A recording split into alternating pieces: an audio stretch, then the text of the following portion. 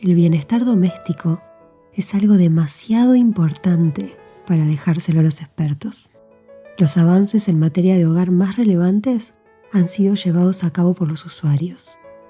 Es el uso del espacio el que te hace conocerlo y saber qué modificaciones mejorarán tu calidad de vida. Así que ¿quién mejor que tú mismo para saber qué necesitas en cada momento? Cambios pequeños pueden tener impactos muy grandes. Ahora bien, no todas las personas tenemos la habilidad de proponer ideas creativas. Habitualmente vamos a necesitar de la ayuda de profesionales, pero lo que sí ayudará es que nos conozcamos mejor a nosotros mismos. Estas palabras, nos dice Ana Monviedro en su libro Neuroarquitectura, aprendiendo a través del espacio. Ella es una arquitecta española que se ha enfocado en la divulgación justamente de la neuroarquitectura, investigando las relaciones entre el espacio construido y el comportamiento humano. Es muy rico su trabajo, así que si les interesa, como siempre les dejo más info en las notas del episodio. Hoy decidí comenzar con esa frase porque creo que refleja de manera muy contundente lo que venimos charlando en este espacio. Porque claramente cuando hablamos de neuroarquitectura podemos hacerlo extensivo al interiorismo. Es decir, podemos hablar de neurointeriorismo o neurodiseño, siempre recordando lo que charlamos en el episodio anterior, cuidado con quedarnos en las modas y en lo llanito, ¿no?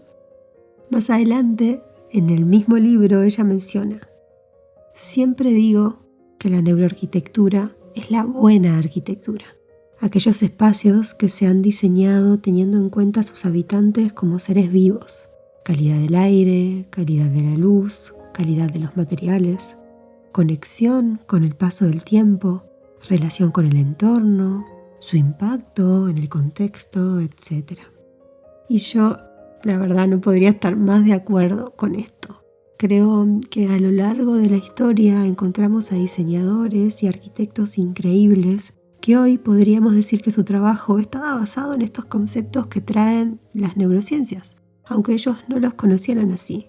Simplemente su foco se centra en la experiencia de los habitantes en esos espacios, no en los espacios en sí mismos, no en el ego de ese diseñador o ese arquitecto, sino en la vivencia y el bienestar de quien allí habite. Y para mí ahí, en ese punto, es donde está la clave. Yo me acuerdo que recién en el tercer semestre de proyecto en la universidad pude hacer un primer clic sobre esto.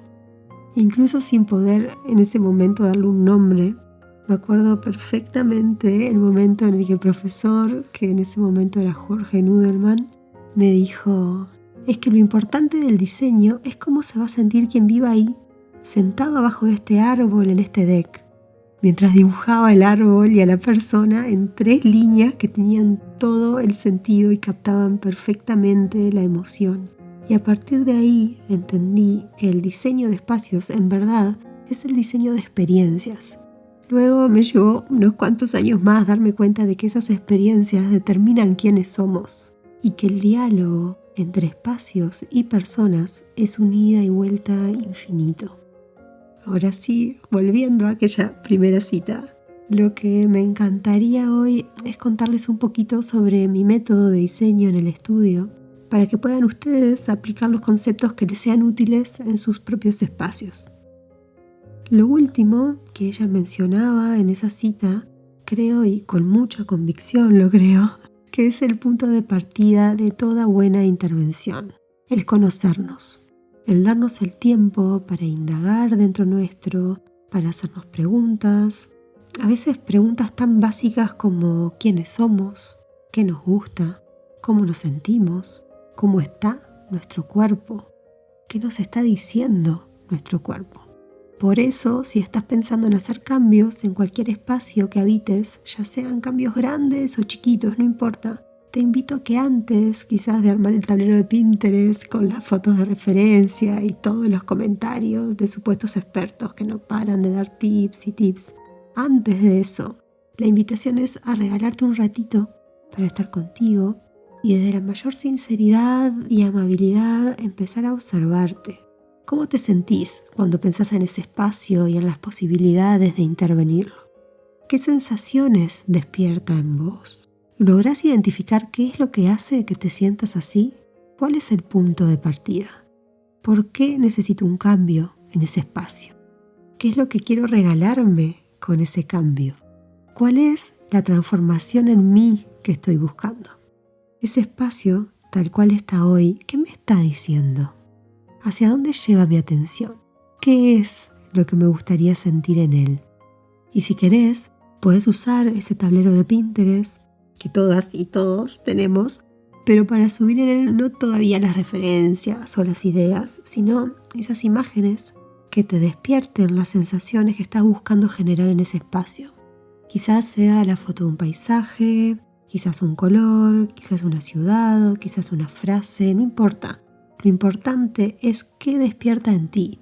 Y luego, en otro momento, indagar en por qué lo hace, ¿no? Porque allí vas a tener información que es súper valiosa luego para las elecciones de materiales, de colores, etcétera, ¿no? Todo esto que se va a ir aplicando en tu intervención. Y luego, recién después de profundizar en esa capa de sensaciones, podemos empezar a preguntarnos qué actividades son las que voy a desarrollar en ese espacio y por qué. Y créeme que el por qué es importante. No dar por obvias o por sentadas las cosas es importante porque muchas veces creemos que queremos o necesitamos cosas que no son realmente las que buscamos. Por eso es bien importante intentar liberarnos de preconceptos, ¿no? Y ya lo sé, es tarea muy difícil, pero bueno, ya hacer el intento y pararnos desde esa posibilidad es súper importante. Y bueno, una vez que identifico cuáles son las tareas a desarrollar ahí, preguntarme cómo me gustaría desarrollarlas. No cómo se hacen habitualmente o cómo estamos acostumbrados a que nos digan cómo hacerlas, sino cómo las hago yo. ¿Qué es lo que mejor me funciona para incentivarme a hacerlas? ¿Qué me inspira? ¿Es necesario hacer algún recorrido en especial en ese espacio para desarrollar esa tarea? Y así, poquito a poco, empezar a hacerme preguntas que empiecen a darle forma a ese espacio. ¿Necesito algún tipo de iluminación en especial, por ejemplo? ¿Es necesario hacer un gran cambio? ¿O solo con pequeñas intervenciones puntuales son a las que les debo prestar atención? Y así empezamos a tirar del hilo poco a poco, dándonos el tiempo. Aquí también me gustaría hacer una pequeñita acotación que me parece bastante fundamental. En estas instancias de preguntas, cuando se trata de decisiones e intervenciones personales, es cuestión de agendar una cita con nosotros mismos y listo, resuelto. Pero cuando son espacios compartidos, este ejercicio de preguntarnos, observarnos y respondernos, recomiendo hacerlo por parte de todos los interesados por separado. Y luego sí, reunirse en un momento que sepan que van a poder dedicar atención plena a esa reunión en equipo y ahí cada uno presentar los resultados de su indagación personal. ¿Y por qué esto? Porque me parece fundamental, muy importante, para que todos puedan permitirse el espacio de encuentro con sí mismos antes de compartir. Porque solo desde ese contacto profundo con nosotros vamos a iniciar un camino genuino, ¿no? Sin influencias externas. Y desde allí luego nos vamos a sentir más seguros para hacer esas, negociaciones, para decirlo de alguna manera, en los puntos que sea necesario llegar a un acuerdo con las demás personas que vivan ahí. Y por supuesto, en esta instancia es que se van a activar todas esas cositas que estuvimos charlando sobre la empatía, el permitirnos la vulnerabilidad en un entorno seguro, porque de eso se trata en primera y en última instancia, de crearnos espacios seguros, que nos cuiden, como decía Heidegger, ¿se acuerdan? Y las relaciones personales no están por fuera de la experiencia del habitar, sino que son el centro. Esta etapa de indagación para mí es la base más importante porque es donde van a surgir todas las respuestas que van a ser el fundamento de las decisiones de diseño. Cuando tomamos decisiones basándonos en referencias que se ven bonitas, lo que sucede es que perdemos de vista el objetivo fundamental de la intervención. Entramos en esa zona llanita, como yo le llamo, donde todo es válido y nada lo es al mismo tiempo, donde todas las opiniones externas pueden pesar, porque siempre siempre aparecen miles de opinólogos y ahí es donde perdemos la oportunidad de caminar hacia esa mejor versión de nosotros mismos que nos brindan nuestros espacios. Saltear esta etapa para mí no es una opción, es uno de los que no son negociables, ¿no? Y probablemente sea a la que le dediquemos más tiempo en el estudio. El hecho de traducir toda esa información en posibles intervenciones es el corazón del estudio, creo que es la razón de ser del interiorismo.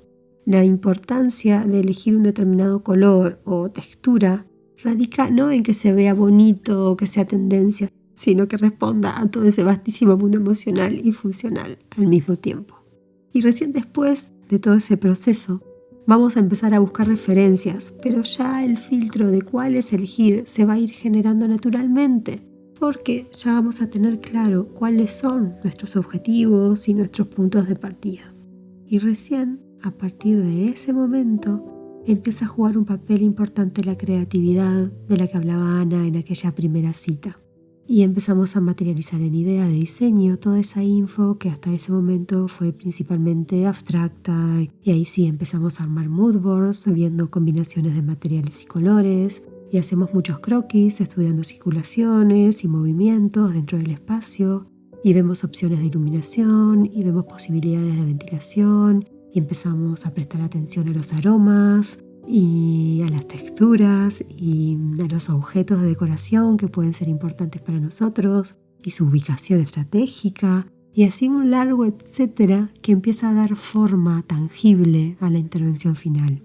Por supuesto que los pasos acá van a depender de la escala de esa intervención. A veces puede tratarse de reubicar muebles y objetos que ya tenemos, y otras veces puede tratarse de reformar una cocina o una casa entera, por ejemplo, no importa la escala. Lo importante es no perder de vista los objetivos, y en este caso el orden de los factores afecta muchísimo al resultado. O peor que eso, si no le dedicamos tiempo a esa primera etapa de indagación profunda, es como multiplicar por 0. Vas a haber invertido un montón de tiempo, de energía e incluso de dinero en algo que tuvo la oportunidad de ser algo que no fue. Las respuestas están en la presencia, nos decía Hugo. No perdamos la oportunidad de encontrar esas respuestas, porque ahí está justamente la riqueza de posibilidades que nos abre el neurointeriorismo. Sin mucho más que agregar por hoy, los invito a reencontrarnos el próximo miércoles para seguir descubriendo juntos y reflexionando sobre todas las posibilidades que nos brindan nuestros espacios, porque habitarlos es también habitarnos a nosotros mismos.